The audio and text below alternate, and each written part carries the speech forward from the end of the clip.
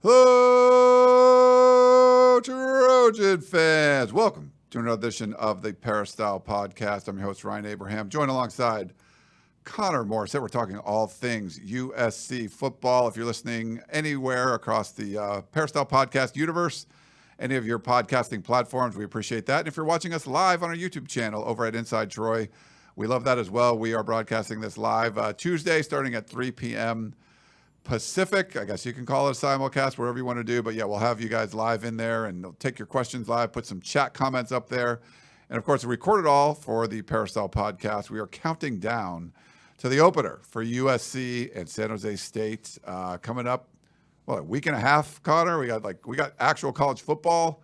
We got to talk mock game week. We got to talk about special team stuff, new slogans on the defensive side. We got a lot of stuff to get to today, but thanks again for coming in. Oh, my pleasure. Thanks for having me. And yeah, I'm ready for the season to start. It's nice to talk to players and coaches after practice and hear about how much better everyone is, but I'm ready to see it. Yeah. It's funny. My podcast partner for the Podcast of Champions put up a comment. He says, another intro you need to redo, Ryan, unless Connor is a special guest. Yes, our Tunnel Vision intro has me, has Chris Trevino, it has Shotgun Spratling, and special guests. But we got to get you on there too. We usually redo the intro because Malcolm Epps is catching a pass, Tuli Tuipulotu is getting a sack. Those guys aren't on the team anymore. So we'll refresh it. Especially we'll get some new footage. Probably some highlight footage when USC plays San Jose State. So yes, David, we got to redo that intro as well. But yeah, thanks for everyone tuning in. We're over on the YouTube channel. Like I said, put some comments in there. We'll get them up on the screen and everything. If you have questions or comments for the show, you can email us, podcast@uscfootball.com. We got a bunch of emails today, so thank you for sending those in. You can also call or text us at 424-254-9141. And I think we got a text message and a voicemail or two to get to. And if you have the Apple Podcasting app on your phone, like your iPhone or iPad or whatever, you can follow us there on the Peristyle Podcast. It really helps. And leave us a 5-star rating and review. That helps to grow the show as well. We got a couple new ones. STEBE76 says, Ryan and the team do a great job bringing information to the fans. Been listening for years. The recent episode with Coach Harvey Hyde was a banger. Thanks for that. And then we have another one. Remember last week we were asked, and I end up asking some people about this, the 4x100 relay team, who would be on that from the USC football team. So JB, class of 80-82, says, fun fact, SC holds a world record in the 440 relay. This was from 1967, which it's no longer run. But Lennox Miller, Fred Earl McCullough, and O.J. Simpson were the runners. Both McCullough and O.J. were the football players. So USC had a world record in that for a time. And he gave some sprint times for the guys that are currently on the team. 2023 verified high school time. So Zachariah Branch was a 10.33 guy. Domani Jackson, 10.25. Garrison Madden was a 10.71. Raylick Brown was a 10.82. Sayer Wright was 10.84. Prophet Brown was sub-11. And then Quentin Joyner was a 10.99.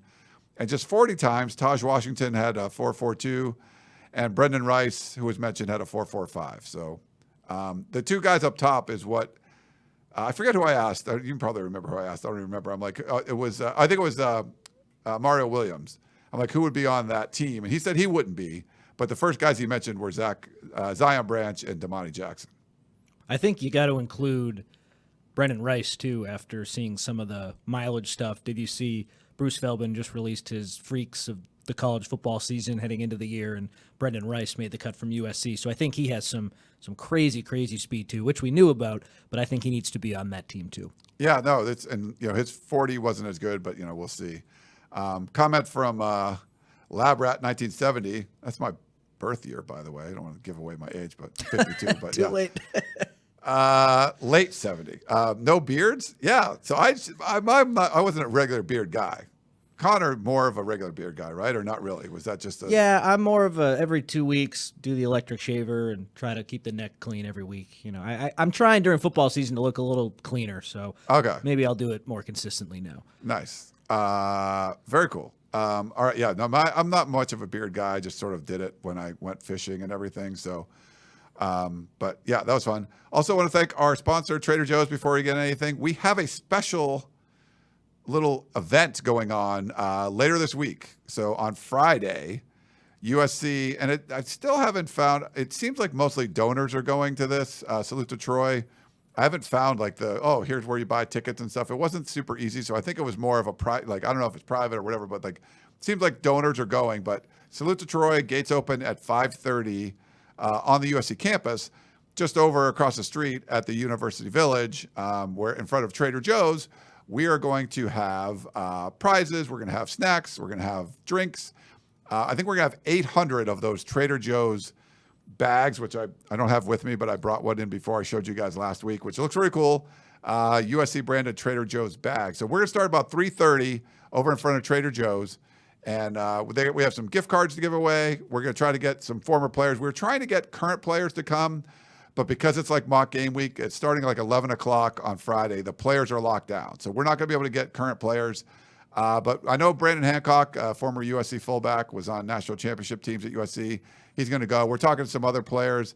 Talked to Anthony Davis, who's going to be honored, the 1973 team. So they have the 50-year anniversary 1973 team and then the 25-year anniversary 1998 team. So I've talked to some of those players, but a bunch of them weren't able to come. Chris Claiborne, the Butkus Award winner, I talked to him. He was not going to be able to make it, which is unfortunate. Anthony Davis is coming up, I think, from Orange County or San Diego or something. And it's going to be tough for him to make it. He's actually working, so making it on a Friday before 5:30 is going to be tough anyway. So we're working on. We'll try to get some former players there, but we'll have part of the USCFootball.com staff hanging out there, and before we all scramble and go off to high school football games. But it should be a lot of fun. Meeting with different fans, talking USC football. Then you can walk over to campus and go to Salute to Troy. So hopefully you guys can make it out there, get those bags. Those bags are really cool. So come on over and check it out. Get some free stuff from Trader Joe's, and before you head over to Salute to Troy. Yeah, I'm planning on being there, so it'd be nice to meet some folks. And Ryan, the reason you don't have the Trader Joe's bag today is because you gave it to me, and I've been doing my grocery shopping. Oh, yes, okay. With that bag. So thank you again. And I know we can't see the bag right now, but trust me, it's really cool. I have one in the other room. Do you? Okay. I can grab one or whatever, but it's funny. So they're cool. They're cool. Yeah. I'm sorry. So my bad, Connor. So Eric Hyde, Sir Eric of Troy, pointed out that he did ask that question, but it wasn't on this show. It was on the Harvey Hyde show. So I'm sorry if I stumped you. You're like, huh? I don't remember that one. Well, I think you mentioned it to me too. Okay. Yeah. And then Moose says 4x100 leg order should be Branch, Damani, Rayleek, and then he mentions Rice or Raleek. They changed the pronunciation. Rice or Michael Jackson. Yeah, Michael Jackson's pretty fast too. So. Yeah, I think the Branch for sure. Jackson for sure. Yeah, Damani for sure. It seems like maybe one or two spots are pretty open. Yeah, nice. But that was a good. Yeah, I remember asking Mario Williams, and he didn't give all four, but he gave those two, and he just said he wouldn't be. He was more of a baseball guy. He wasn't like a track guy. So, all right, that makes sense. So, you excited? How you doing so far? This has been almost a month. Almost a month. Yeah. Were you on staff? Yeah. You're regretting it every day? No, doing really well. Loving going out to practice. I really like doing the podcasts and the incident analysis videos too. I like looking at the YouTube comments, and people are pretty funny on those incident analysis videos.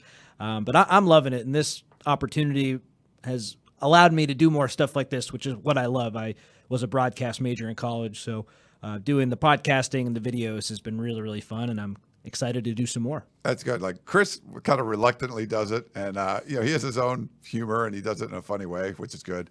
But yeah, I'm glad that you're embracing it because it is a lot. I've always enjoyed doing this kind of stuff. It's fun, and I love interacting with the fans and talking football, just sharing your opinions, and you've been doing a really good job of it. So hopefully everyone is enjoying Connor as part of the team. I've had a lot of great feedback. But yeah, almost a month. So goes by fast. Yeah, especially the football season goes by so fast. So I know it's almost here, and it's been a quick off season, but I'm excited for things to get even quicker here. Yeah, it's gonna happen fast. So like we said, the ending, we're doing mock game week. So we're gonna talk a little bit about that. I want to first thing up. Last week we got to talk about the coaches poll. This week is the preseason AP poll. So the more important poll, but neither poll is that important.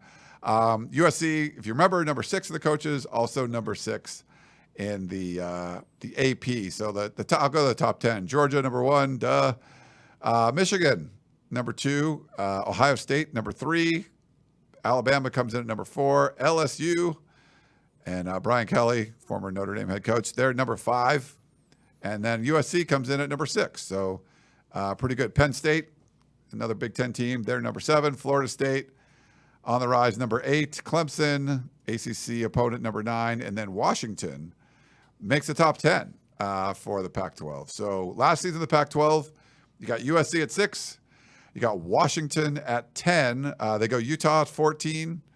Oregon, number 15. And the Beavers at number 18, Oregon State. USC doesn't play, but they could play in the Pac-12 championship. And then USC also has Notre Dame on the schedule, coming at number 13. So similar to what we saw in the coaches poll. I know the vote disparity is going to be a lot bigger in these early season ones. I've seen some reporters having USC somewhere in the teens.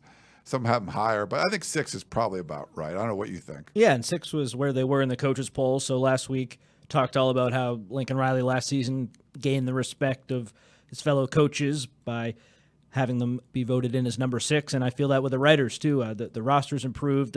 What they did last year, even though it ended in disappointing fashion, I think made a lot of people realize how good of a job that Lincoln Riley did, going from 4-8 to 11-3. Really impressive. So the fact that the roster's better and there's so much excitement around the team, I think number 6 is fair, and that's why we see it in both polls. What's interesting to me is, Ryan, USC, it's such a big year with Caleb Williams, and we've talked about trying to maximize this window because you're probably only going to have him for one more season. Of course, you could go to the NFL after this year. And it's just interesting.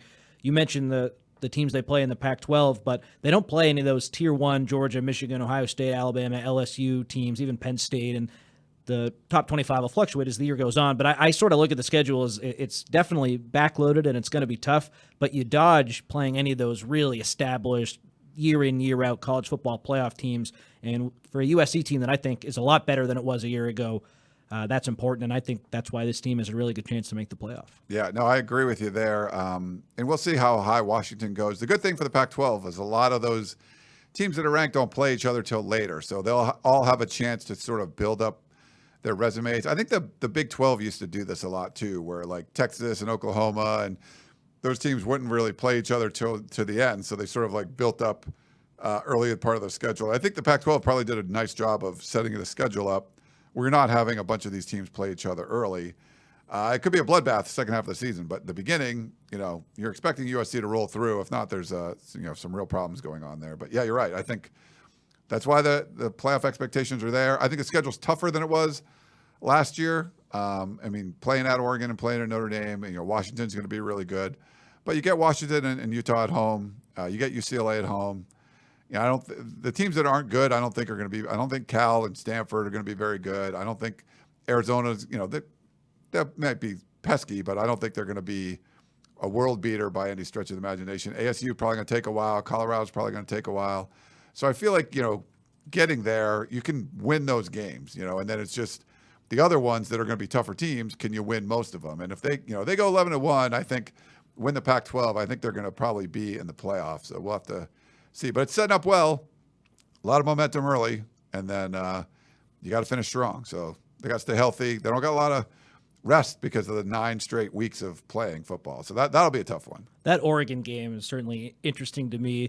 That blue chip ratio that 247 Sports comes out with every year, talking about how a team has to recruit at a certain level to be in the conversation to win a national championship. Oregon and USC are the 2 Pac-12 teams on the list, and I just look at that Oregon game late in the year on the road.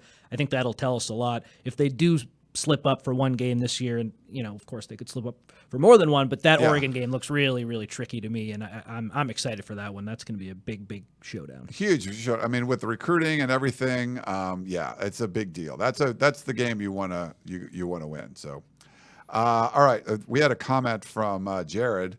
I shudder whenever I hear the phrase mock game week. So this is before your time covering USC, Connor, but that was sort of a Clay Helton would kind of say the same thing. There was a routine. If anything, Clay Helton had a routine. So there was always, if he had planned to have practice at 8 p.m.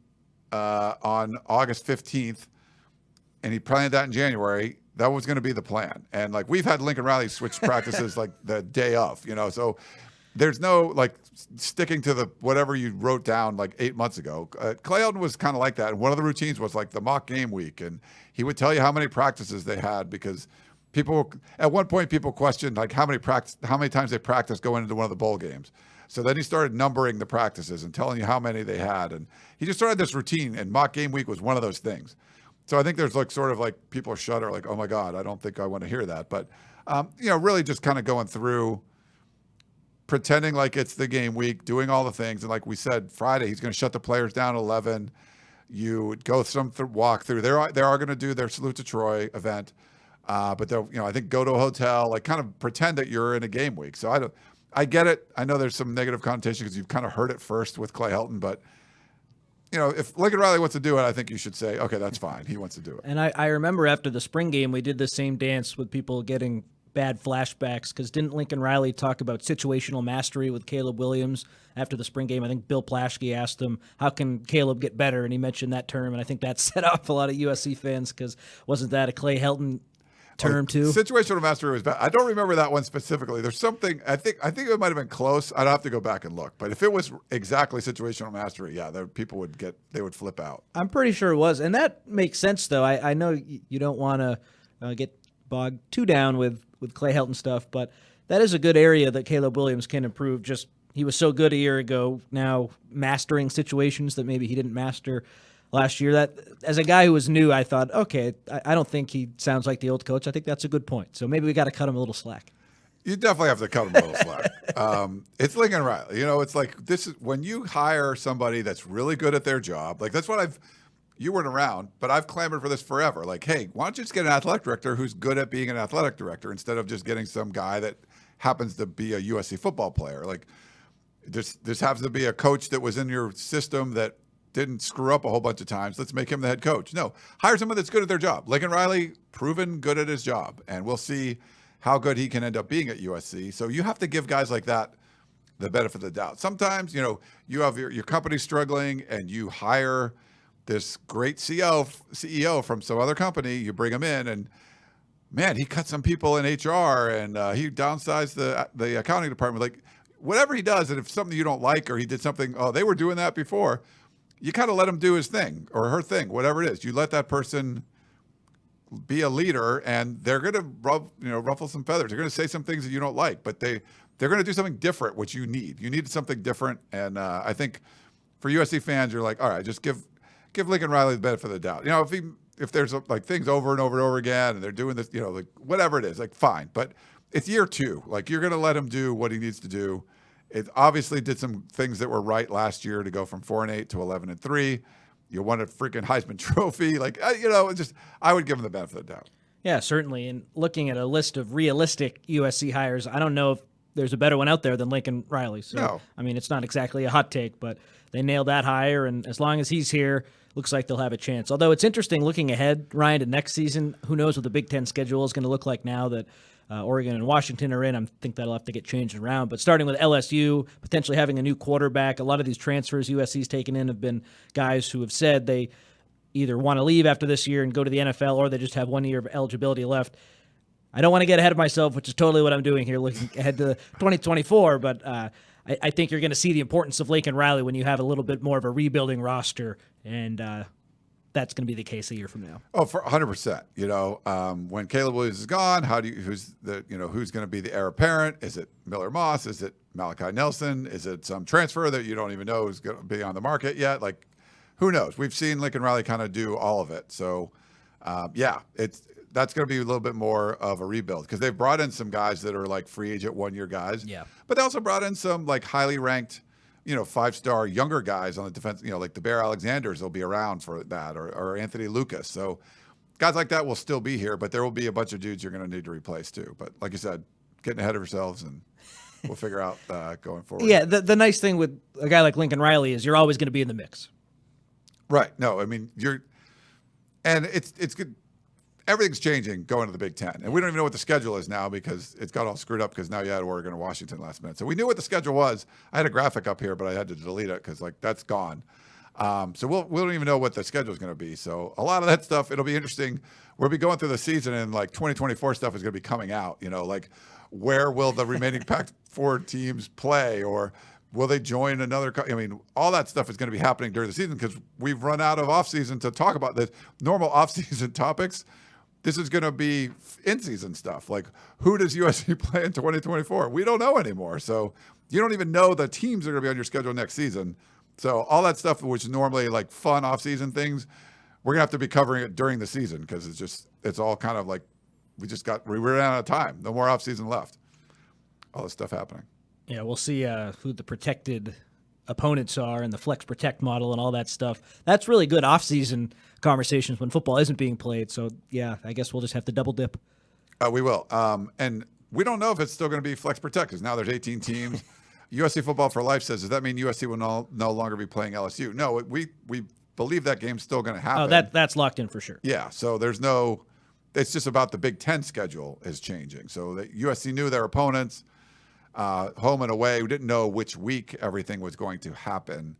Now we assume that USC will be playing Oregon and Washington along with UCLA. So that will be one less road trip, couple time zones over. So that's but we don't know yet. So all that stuff we would have heard in July and August. Now we're going to get, or June. Now we're going to get September or something like that. So we'll see. All right. So mentioned the mock game week stuff. They had practice. Team had practice on Monday. I was supposed to be in the morning, and then they changed it. I was a blood donation appointment, and I just decided not to go and do it. But unfortunately, I should have went because Lincoln Riley spoke, Alex Grinch spoke, a bunch of defensive players spoke.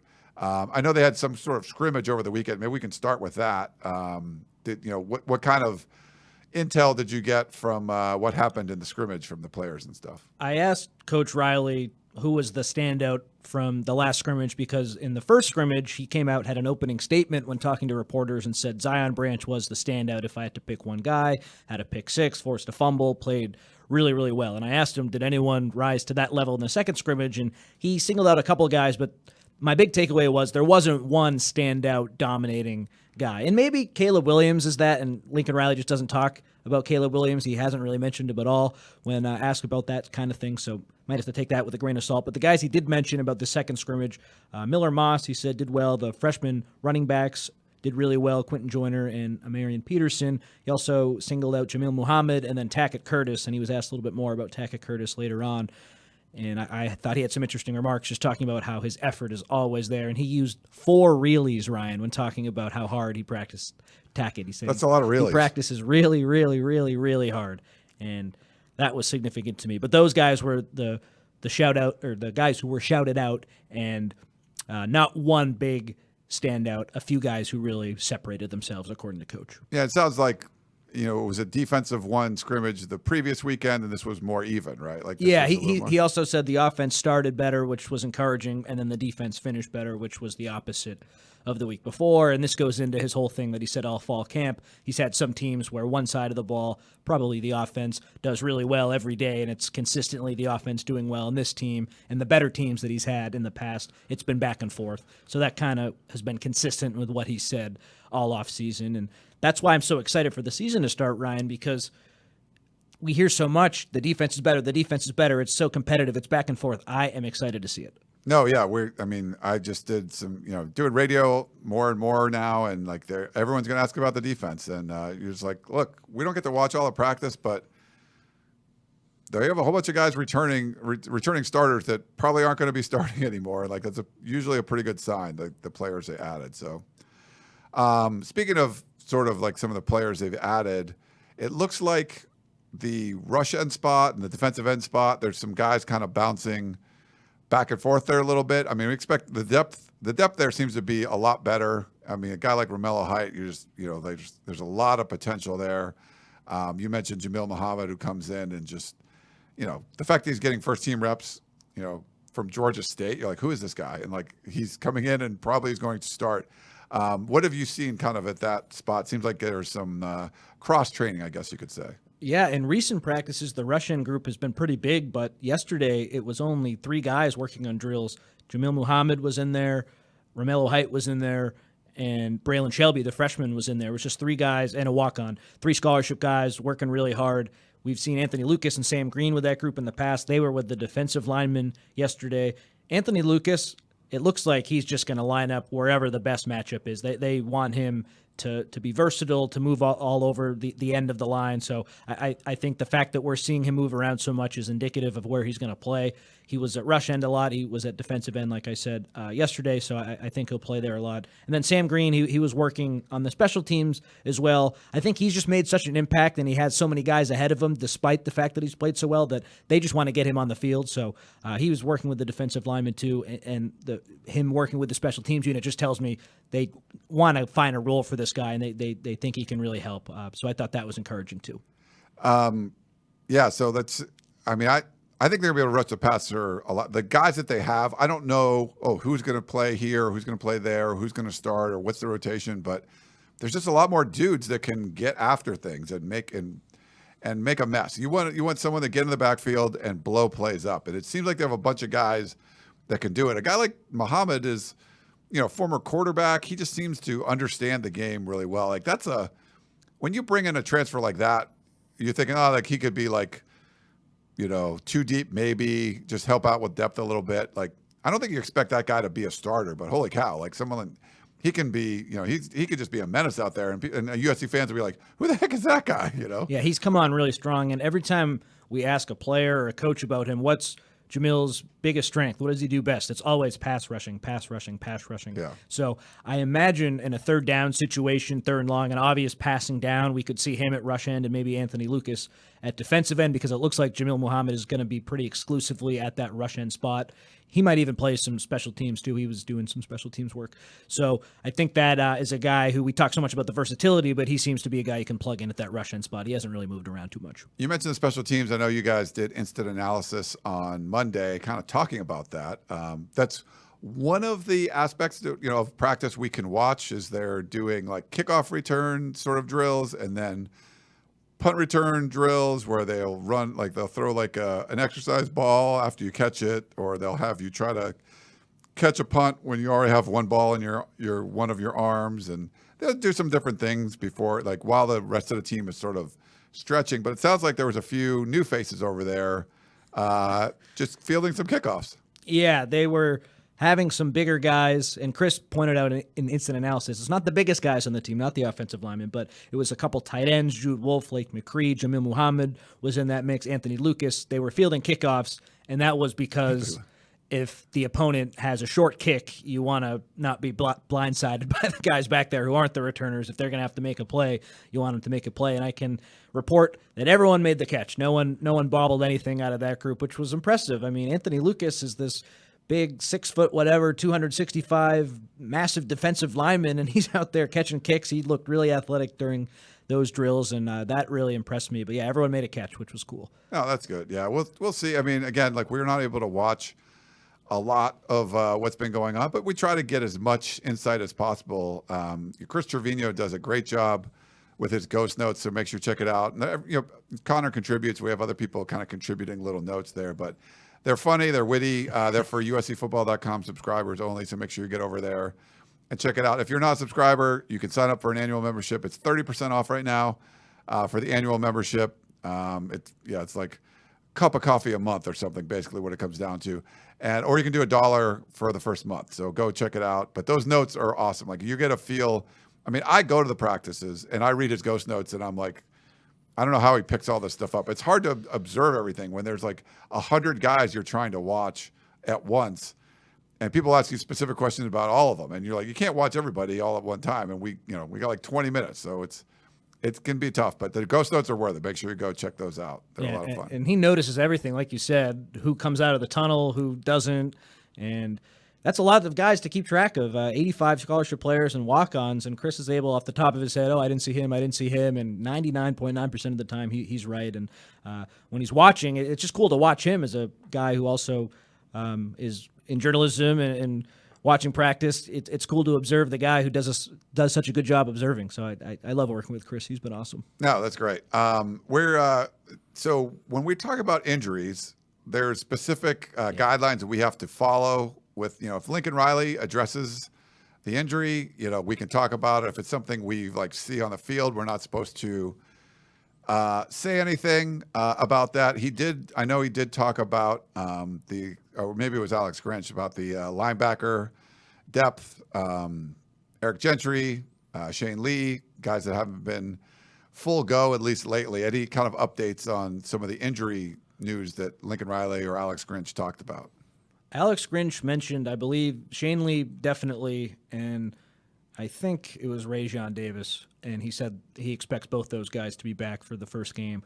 What's interesting about the linebacker spot is Mason Cobb's been healthy all camp, and I think it's safe to pencil him in as one of the starters. And then Tackett Curtis has just been present every day, and everyone who's listening to this probably knows how extensively people talk about him, the coaches, the players, how big of an impression he's made. And with some of those other linebackers being banged up, that's given Tackett Curtis a chance to really prove himself and get some reps with the ones. And apparently he's done so well, and he's really taken the opportunity to show what he can do. So I mentioned today in the Peristyle on one of my posts, I commented, I don't think he's going to start in that first game, but if the way the injuries shake out and someone maybe doesn't come as far along as the coaches expected, don't be surprised if he does start. If he is listed as, I think it would be him and then or another player due to injury on the top of that depth chart. He's made the biggest impression really out of anyone defensively, talking to players and coaches. So some people look at me like, he's only a freshman. I don't think that's possible. I think there's a real chance. I don't know what the percentage is right now, but there's absolutely a chance he could start in that San Jose State game.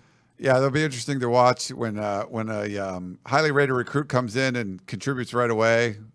We hear about it. The fans love it. They want, they wanted Corey Foreman to start and get 10 sacks in his first game. It didn't happen, but if Tackett Curtis could come out and do something, I think that people would be extremely excited to see him out there, just because he was such a highly coveted prospect coming out of high school out of Louisiana. Yeah, and I'll say this. If everyone is 100% healthy and ready to go, I do not think he'll be a starter. I think what would elevate him to that starting role would be an injury. But if everyone is 100%, I still think he'll absolutely play a lot. He's earned reps. And there was one other defensive injury we're not going to discuss because Lincoln Riley hasn't talked about it yet. Chris Trevino posted something yesterday on the Peristyle, so if you're a member over there, it's being discussed. But we're not going to discuss it here since we have to get official word from Lincoln Riley. But definitely, unfortunate news. We haven't seen anyone go down with a major injury so far in camp. This was the first one we sort of heard about. But yeah, I think overall though, Connor, it seems relatively healthy, right? We've seen guys get nicked up a little bit and miss a little bit of time, but this is the first we had heard of any sort of significant injury. Yeah. Besides that, some guys who have little nicks, we've seen them still at practice. Maybe they just don't have their pads on, but they're still present. The bad sign is when guys are out hurt and then they don't even show up to the practice field. If guys are present, it makes me think, okay, it's a minor thing and they should be back out there soon. Yeah. All right. And then one other thing, Alex Grinch had a big scrum around him. A lot of media were interesting what he had to say yesterday, because we haven't heard from him, right, since USC Media Day. I don't think we've had him yet, right, for practice. This was the first time? This was the first time. Yeah. So two of the words he used were consistency and coachability, but maybe kind of give a summary of what Alex Grinch said.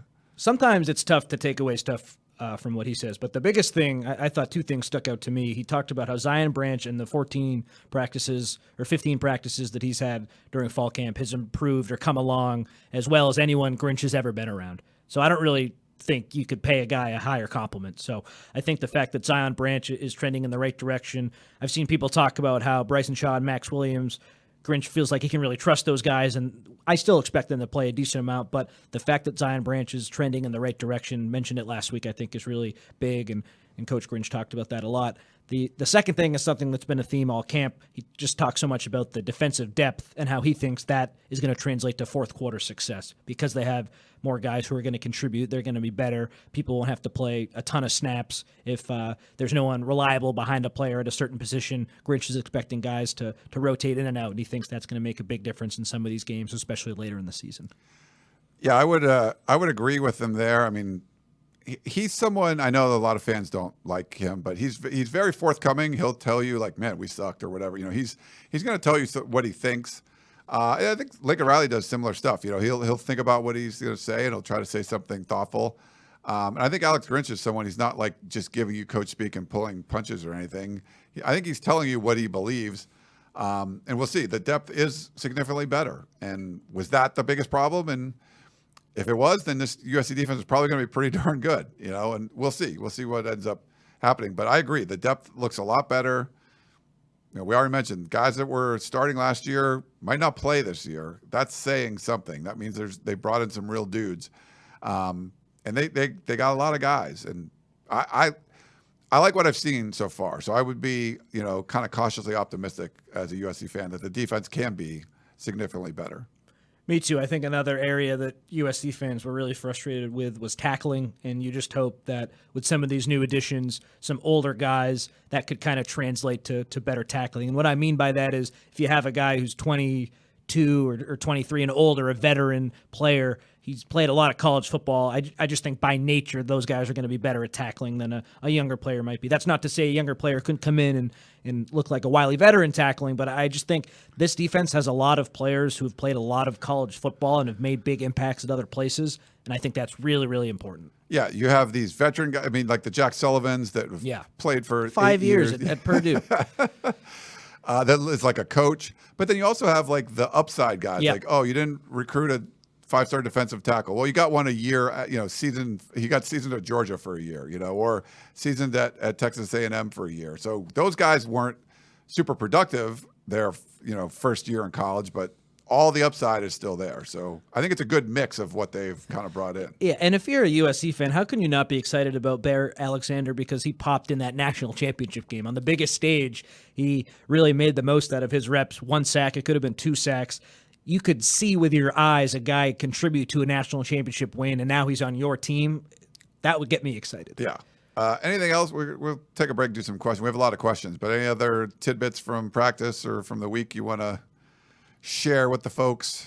Off the top of my head, the other thing from practice, and if people watched instant analysis, I'm repeating myself, but Ryan, you mentioned how in warmups a lot of guys will field those punts, and it's like a revolving door. It's like 6 guys. When USC did a specific punt return drill, it was Zach Branch and Raleigh Brown back there. So I think when the season gets going, I don't know exactly which guy is going to be the first guy. It was Raleigh during the practice. He did muff one, so maybe that makes Branch the choice going into San Jose State, but I think it's going to be one of those 2 guys with that first special teams unit as the punt returner, which I'm excited about because I think those are 2 of the most dynamic players on the team. Yeah, they can be, I mean, getting the, you know, best punter in the Pac-12 on your team, improving the way you do the return game. Like, I think special teams could be a lot better, which they were pretty bad last year, so we'll see. Yeah, if you believe in PFF grades, I've said it before, they were the worst graded special teams unit in Division I. So nowhere to go but up. All right. Well, why don't we take a quick break? We'll come back and answer a bunch of questions. Back in a minute.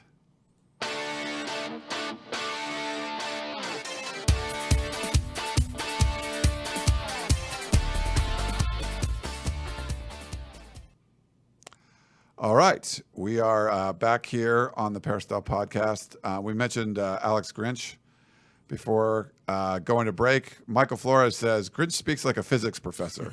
That's kind of funny. All right. I like talking to Alex Grinch, so it's pretty good. To his credit, he has answered all the tough questions, because USC fans, I know, were really upset with how the season ended, and the defense didn't play very well, and he hasn't been available a ton, but when he is available, he stands in there and he takes everything on the chin. Yeah. All right, well, let's get to some of the questions we have. We did get so we had one voicemail on sort of that injury. We're not going to go in. Thanks, Eddie, for sending that in, but maybe we can talk about that next week. We'll have to wait till after Lincoln Riley addresses any injuries or potential injuries. We did get a voicemail from Joe in Boston. He just was giving a shout out to Dan Weber, and he wants to try to get him on a regular basis. Dan seemed Dan's not been around for 3 years, and I feel like he left during the pandemic. I think he just kind of needed a break from things. It was Clay Helton, it was the pandemic. The Pac-12 was like way behind other conferences, and not wanting to play football and all that stuff. I think it all sort of like bummed Dan out, but he seems more excited now. So I think we'll see more columns from Dan. And I'd love that. We'll try to get him on some shows and stuff too. So thanks, Joe, for sending that voicemail in. I just wanted to pass that along. We got a text message from Nelson in Scottsdale, Arizona.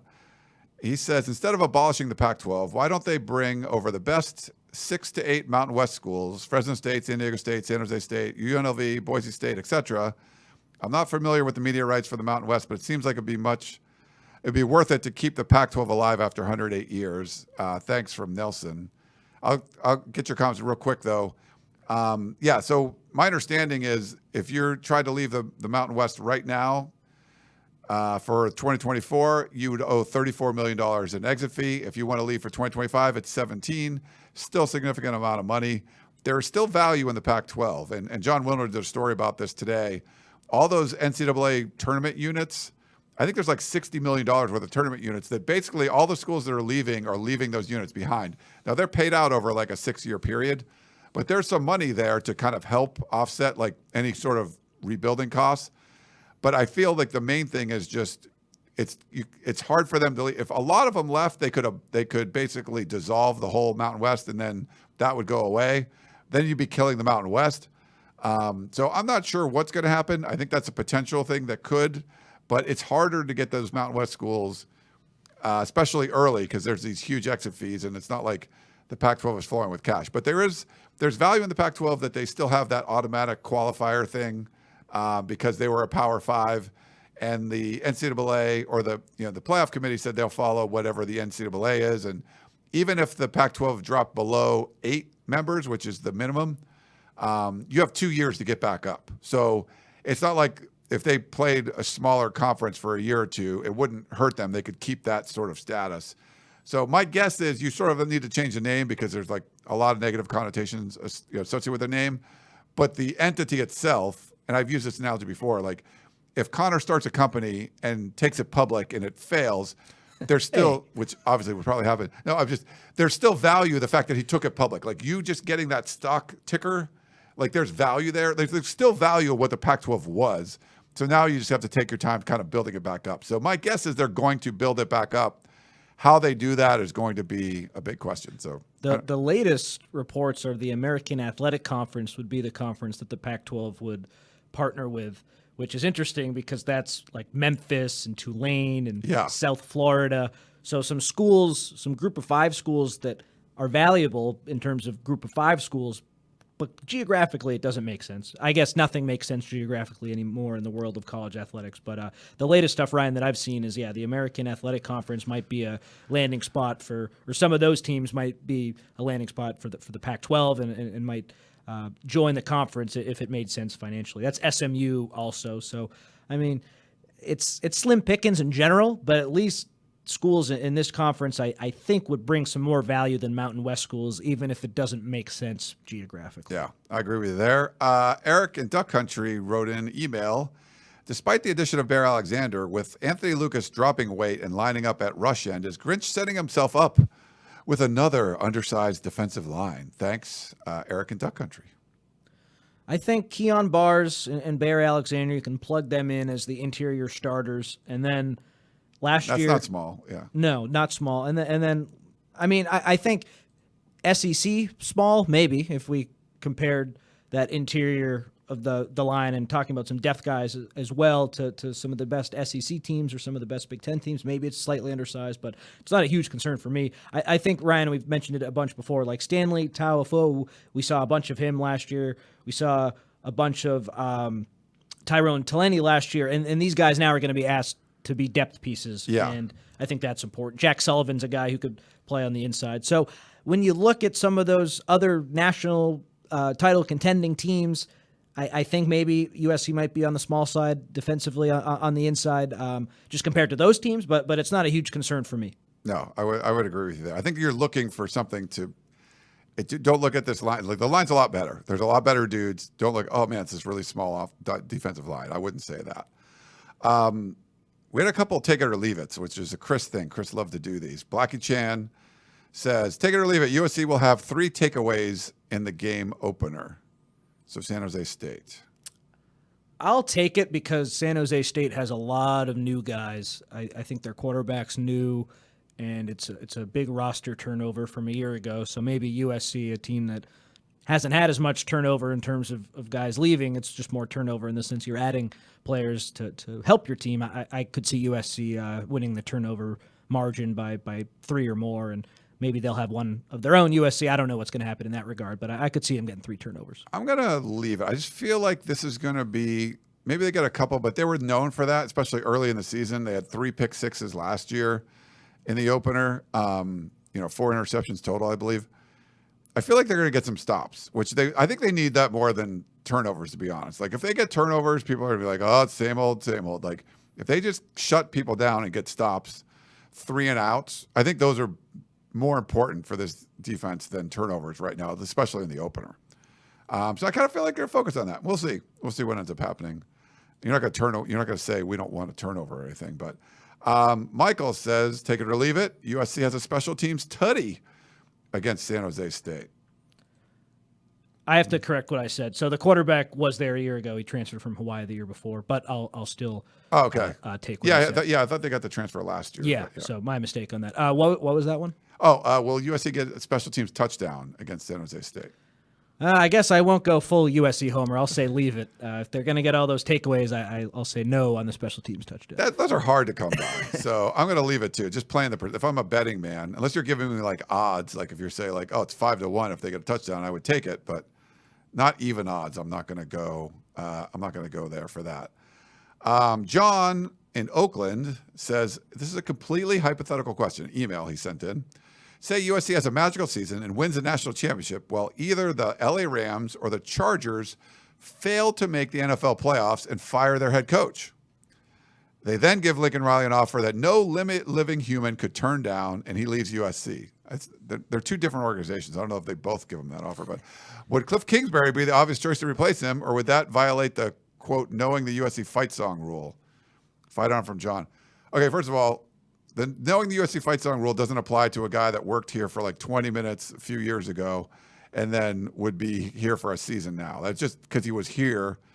He's Cliff Kingsbury. Like, that trumps, he's not just some former USC football player. Knowing the fight song more is like you just kind of, you went to school here, you've been around here your whole life, and they just hired you because they know you. That would not apply. It'd be interesting if he does get, I was talking to somebody like, do you think he would leave? And I'm like, I think he's really happy living where he's living, and not being like a celebrity like he was when he was in Oklahoma and having the beach house, whatever, the cliff house in Palos Verdes, and his wife and daughter seem to be having a good time. But what if the Rams or, Chargers opened up? Then he could still stay. I don't know. He would be more high profile. My guess is he's not going to go to the NFL. But if he did, I guess if Kingsbury, like if he did a really good job this year, then maybe they would consider him. I don't know. That would be a tough one. He was the best hire they've had in forever. So it'd be tough to kind of replace him a few years later. But any thoughts? Yeah, and this is just me speculating. I think he wants to win a national title before taking a step back and thinking about his next move. And maybe, again, that's no inside information. I could be wrong on that, but I just think all the best college coaches who have gone on to coach in the NFL, I just think of Nick Saban going to the Dolphins. He won at LSU, and then he went. I feel like the national title kind of leads to that next opportunity. Of course, NFL teams in this era of passing and offense would want him. I also don't know the money, because coaches in the NFL, it's not like they're these crazy salaries. I think Bill Belichick, even though it's a big secret how much he makes, is the highest paid coach in the NFL. I imagine that if Riley was approached, and this is getting into finances, so Ryan, feel free to that's fine. tell me to. We don't know. It's private school. We don't know what he makes, but we're assuming he makes like $10 million a year. I think USC could say, okay, this is your offer. We can maybe bridge that gap a little bit in an effort to keep him. I don't think the NFL salary would be crazy high compared to if he is making $10 million. I could see, him maybe getting 15 in the NFL, and then if you're I don't even think coaches are making that, right? Yeah. Like, they're coming in at like 6 and stuff. Like, I mean, I think Bill Belichick, the number of people in New England say is around 20, but it's a big secret, and he's the highest paid guy. So yeah, but he's been, he's won 6 Super Bowls or whatever, right? And was worth it at the time. I don't know if he's still worth it. I'm a big Patriots fan, full disclosure. So can talk about them all day long. I think that's interesting, though. I just, in my head, I could see him wanting to win something and then checking that box and then saying, okay, let's see what else is out there. Like, I don't remember what Kingsbury was making, but I don't think it was that high. But he was a fired college coach, so I don't know. But if you're going to hire Lincoln and Riley Way, you're paying some money. Because he's making some money at USC. Yeah, so just the average is $6.6 million. And okay. I imagine if you're a high, like you are what the market says you are, and if he's making 10 at USC, you won't take a discount. And this is it's like talking about 2024. We're getting ahead of ourselves a little bit. To answer the other part of that question, I do think Cliff Kingsbury would be an attractive guy to bring in as the replacement. There'd be a lot of buzz, but I'd be a little concerned if he had a lot of success that he'd leave too. So it's a tricky balance with that. For sure. Touchdown USC says, Ryan, all eyes will be on the defense. Any chance to have a defensive expert do a video chalk talk after games this season? That'd be kind of interesting. I mean, Shotgun does a good job breaking stuff down.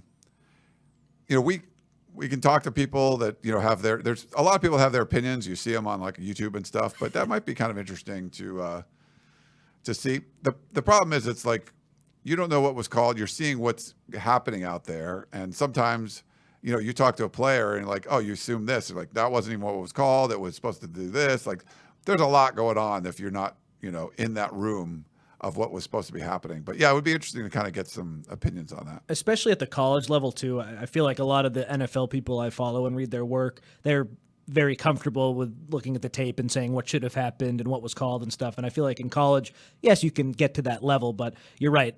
These are college kids. A lot can kind of change. And if someone does take the wrong read, maybe they thought this was happening. And it just seems kind of like there are a lot more variables at the college level than in the NFL, in my opinion. I don't know if you feel the same way. No, I think that's an interesting point. Yeah. I mean, some guy could just crash inside and he was supposed to hold the edge, and it's like, well, why would he do that? Like, was he told to do that or did he just do that on his own?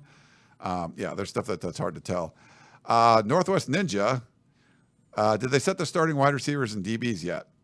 No, we haven't heard anything depth chart wise. We should get something like heading into the first game, but even those depth charts are pretty much bogus, right? Like there's not a.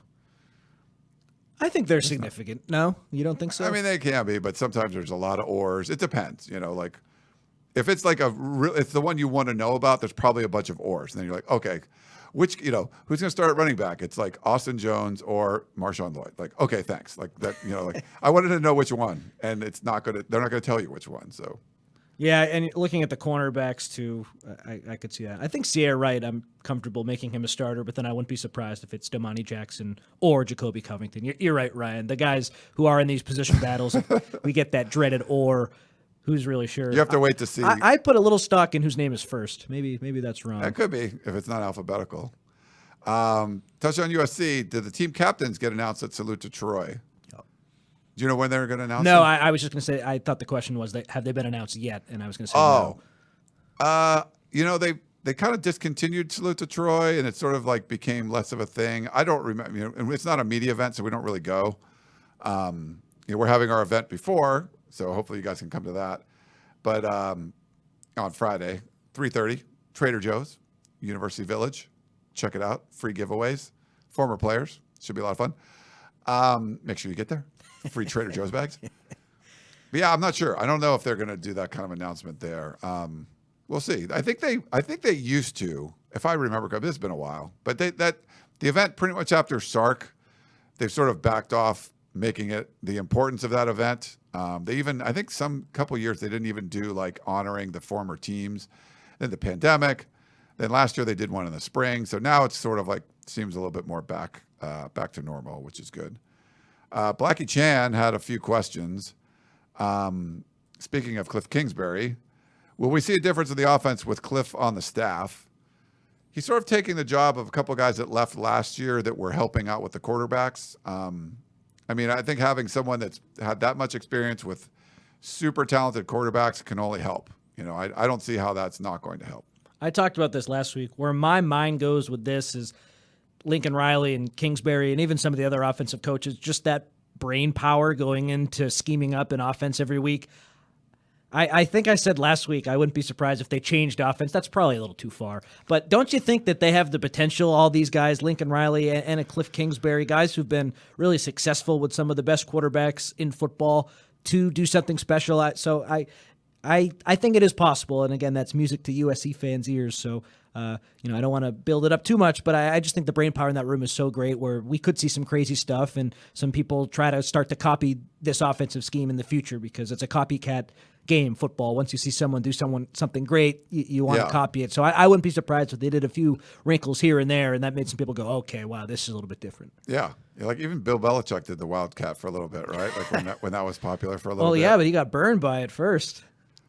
That's true. That's sort of why he kind of did it there. Yeah, it'd be funny. USC comes out triple option and stuff like that. It'd be great. Just so the NCAA video game will have more stuff in their playbook. I know Jamil Muhammad wants to throw a pass. So that'd be fun. Former quarterback. That'd be good. Blackie Chet also says, "What's the most underrated position group on this team?" I saw it earlier and I was trying to think.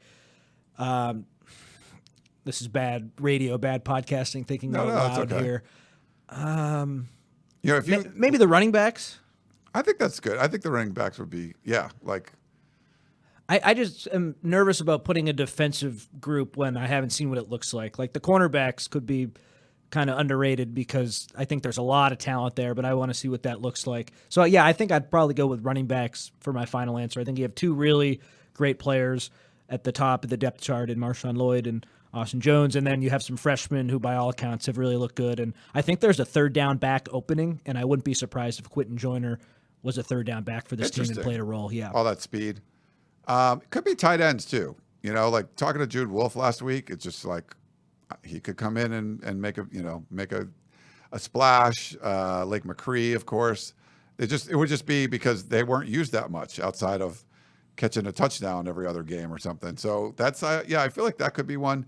Last year, I think it would probably be the offensive line. It's just even talking to Riley, when you'd ask him about it, it was like, it was a little surprising how good they were. And, the veteran leadership that they had. There was a veteran group, Did you read the ESPN story that came out? I think Adam Rittenberg asked a bunch of coaches about the best teams and the best players from last year, and a couple of coaches said the offensive line at USC was overrated. They just had Caleb Williams. I thought that was interesting, but I don't think I agreed with that. I thought the line was good last year, but I thought that was an interesting take. Oh, that's interesting. Yeah, I think when we talked to Riley, it's sort of like not the off the record thing, but it was just like sitting down. I think I asked him about that, and that was, he had talked about that being like, I didn't expect them to be really as good as they were. So if he thinks that, I mean, it wasn't like he was trying to prop him up or anything. It was just like kind of a little bit of a surprise.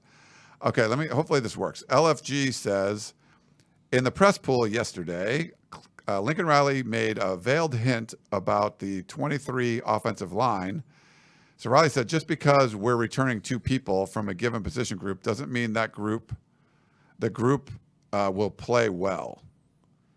I remember that. So he finished the press conference with that. I didn't think about the line at first, but sorry, I thought it was more on the defensive side. Like maybe like when he had mentioned stuff before, like guys that we weren't sure if they're going to be ones or threes. I thought that was more on the defensive side. I think the question, it was by RJ, was an offensive question. What is the area on offense that concerns you most? So maybe great observation. I don't know if that's true or not because there are some other position groups where maybe that could apply, but I mean, it certainly applies to the offensive line. And I think if there is an area of concern on the offense right now, it would be the line. Josh Henson was really digging into Emmanuel Pregnon during the portion that we could watch yesterday on a drill where he was trying to go out and block a linebacker at the second level. He had to redo a couple of reps. So maybe they're not gelling the way it was expected so far, but I think in the long run that the line is going to be good. All right. We had an email, and I didn't write who it was from. My apologies, but it says, football season, I'm excited. I did want to make an observation about the Pac-12 collapse. He says he feels there was 5 pivotal moments that led to this. 1, hiring Larry Scott with no background in college sports and no real understanding of major college sports. I would agree. Not being able to get Texas and Oklahoma in realignment that would have launched the super conference movement before any other conference. That's true. Kind of like a preemptive strike there. Failing to support USC through the NCAA sanction process where you undercut your signature. I don't know about that one. No, I mean, he's saying you undercut your signature program, which undercut the entire league and created hard feelings. A lot of people feel like USC was a reason for the Pac-12 collapse because they were bad for so long. And part of the reason they were bad for so long, I mean, self-inflicted wounds for sure, bad hires, bad all that, but you sort of like handcuffed them too with the sanctions, and the leadership wasn't good enough. And you felt like other conferences defended their like marquee programs more than the Pac-12 did for USC. So I could see some of that, but. Well, but like what, if the Pac-12 defended them, would they have gotten less strict sanctions? You know what I mean? I think the Pac-12 was willing, it was sort of like a good thing in the Pac-12's eyes that USC was getting knocked down a peg so other programs could step up. That was sort of like the mindset where it was like, hey, parity's better. And they even, not just USC, like they would have, Oregon would get to play Washington when they had a bye week at home and Washington was coming off like a road game and it would be like on Friday. But then Stanford would have an advantage on Oregon when they would play. They sort of made it so like it wasn't like we protected the best teams. You sort of like screwed everybody in one way or another. And it created more parity, which is not what the sport wanted. The sport wanted you to make the playoff. And I remember telling Dan Weber, we were at, I think it was Pac-12 championship game, and I think it was halftime. Larry Scott was going to speak, and I was working. I wasn't able to get down there, but I told Dan to ask him, hey, what would you prefer? Like a team making the playoff or parity? And he said parity. And then he had to he backed off of it for years. Like he really had that kind of screwed him up for a long time because that was really what he was focused on. So I kind of think that's where this is coming from, is that they weren't, they were kind of happy that USC was getting knocked down because they would allow other people to step up and not looking at it as like, we don't need our signature brand being knocked down. That wasn't the mindset, I guess you could say. What are the 2 other things on the list? And then I can respond to that. I don't want to get ahead of it. Okay. So launching the Pac-12 network without all the rights partnerships in place at an exorbitant cost with no direct TV and their palatial offices. Yes, I would add after USC and UCLA left, not taking that deal that ESPN offered before the Big 12. But I think going back to what you said, Ryan, what's the best way to support any team in the conference? Never mind if it's the marquee team or like a Washington State or an Oregon State, adding Texas and Oklahoma and getting the teams more money. That's the best way to support teams in your league. And yes, we can quibble or quabble. What's the word? Quibble, I think, not quabble. Yeah. We can go back and forth about whether the league supported USC, and it doesn't sound like they did. I wasn't around at that time. But the number one way to support a team is to get them more money. So the fact that there wasn't enough money there, that's why everyone left. That's why the league fell apart. So the biggest part of that whole thing was not adding Texas and Oklahoma, because if they're on this coast instead of the SEC, that changes the whole dynamics of college football. There's a lot more money in the Pac-12's pocket. And who knows, maybe the commissioners would have still screwed it up further.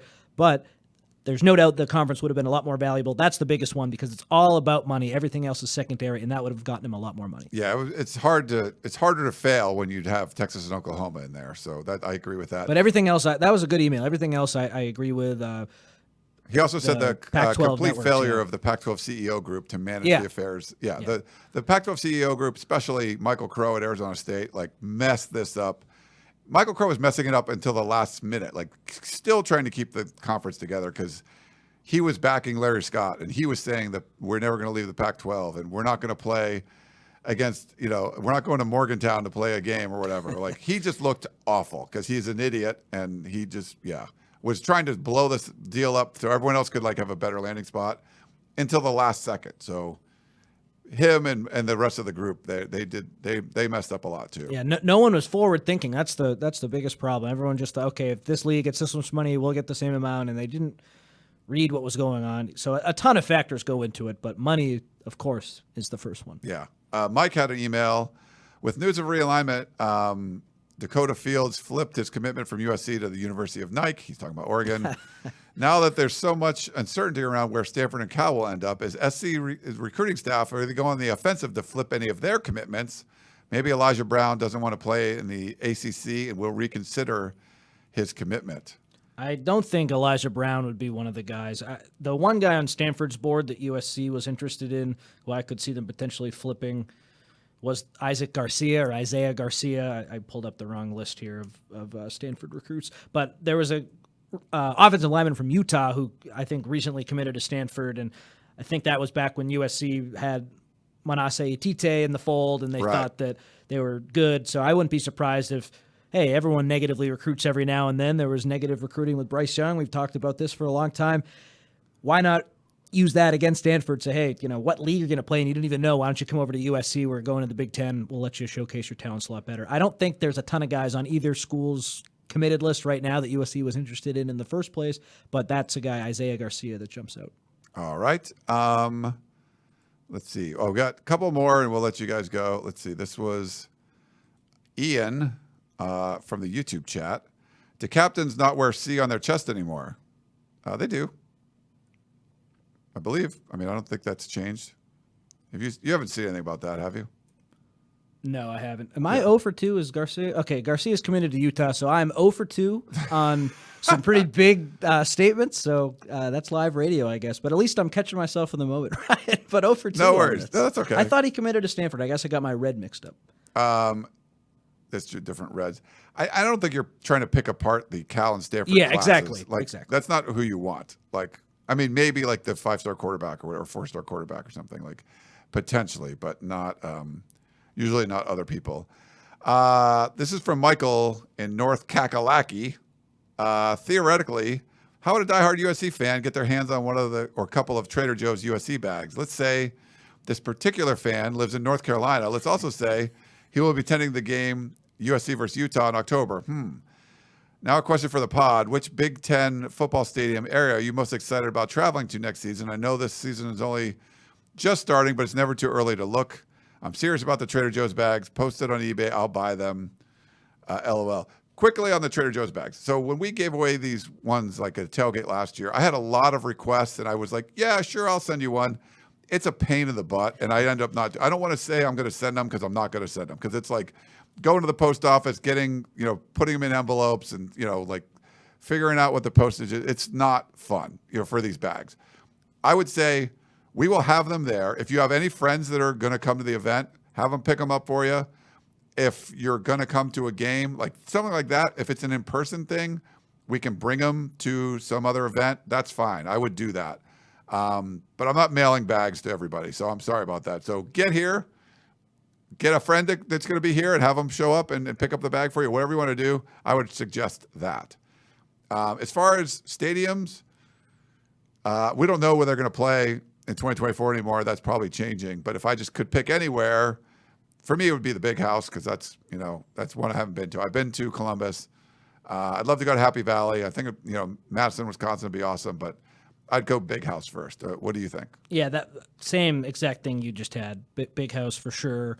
I went to Columbus for the NCAA basketball tournament last year because USC played there. Got to look at the outside of the stadium at Ohio State, so that would be cool. But I'm with you. Big House, Ohio State would be great. I've been to Wisconsin. That was awesome. Penn State, it's just going to be a pain to get to. So once I get there, I'll be excited. But the trip, I'm not excited for. So apparently, you can fly into Happy Valley, right? But apparently no plane, like a plane that could fly direct from LA to Happy Valley would be too big for the runway there. So it's like a fuel thing, like a plane that has enough fuel to get from LA to Happy Valley would be too big to land in Happy Valley. So I don't think there's a direct, even if you charter, there's no direct, my understanding is there's no direct way to get there. Maybe I'm wrong on that, but Great. That sounds fun. So like, yeah, so that's going to be harder to get to. And then we have one last one from Blackie Chan. What's the bake-off this year? And can I be a judge again and make sure you win this time, Ryan? Yeah, so Chris and I, thank you. Chris and I did a bake-off last year with red velvet cupcakes, and I think I got robbed, but whatever. But they were good. It was fun. We're probably not going to be doing our own tailgate this year. I think I'll be stopping by the House of Victory tailgate. So I know people are asking, like, bring bags. Like, I could put, we're going into the game hours early, 2-3 hours early. So I know I have friends of mine, they're like, oh, I'll meet you at tailgate. I'll be there an hour early. I'm like, I'm already been working for an hour and a half in the tailgate. Sorry. But I will probably stop by like the House of Victory tailgate or something. So if you're going to go to that, set it up. You can email me. Maybe I'll bring some bags for you or something.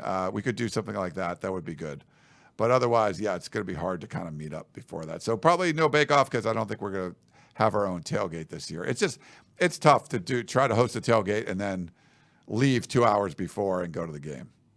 So sorry you missed those, Connor, but I don't know, maybe we'll do another one at some point, but it's a little tougher to do when we're all in there working, and it's not like we can mess around now. Like this is a real season because, if they're like going to be 5-7 or 4-8 or something, you're like, yeah, let's tailgate for a little bit and have some fun. Can't do that now because they're good. I am very rigid on game days. I like to get into that press box early, claim my spot, get a cup of coffee, and yeah, if it was, I don't know. Tailgates are the best because it's the day, it's right before the game. But like if it was the day before, or day after, I'd love to come hang out with people. But the day of the game, it's doesn't really work hard for me. Yeah. No, you're getting there early, which is great. We try to all do that. RG, one last one. How improved do you believe the attendance will be for the opener? Hoping for close to 70,000. Last year's clocked in at 60,000. I think it said 60. I don't think there was 60, if I remember correctly. I think there could be a lot, but still San Jose State. I don't know. Like, I think later in the season it'll get better.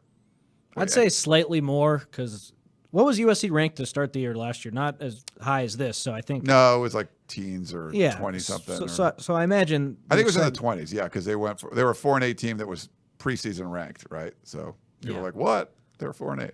I think slightly above, if it wasn't really 60, whatever the actual number was. Yeah. All right.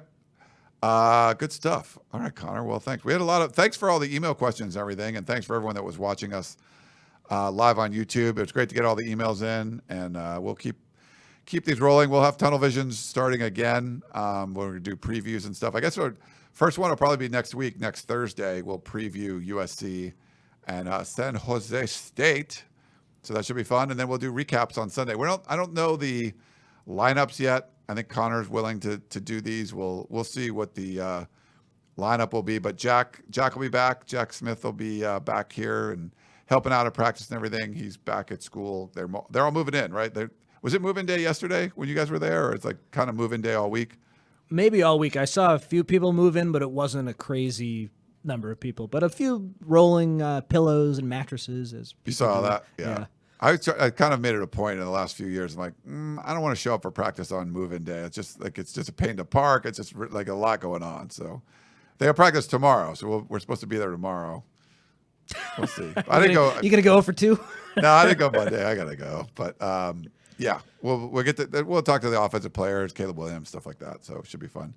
All right, let's go to wrap things up. That is Connor Morrissette. I am Ryan Abraham. Hope you guys enjoyed this edition of the Peristyle Podcast on our podcasting platform. And if you're watching on YouTube, all of those spots. Hope you enjoyed it, and we will talk to you next time.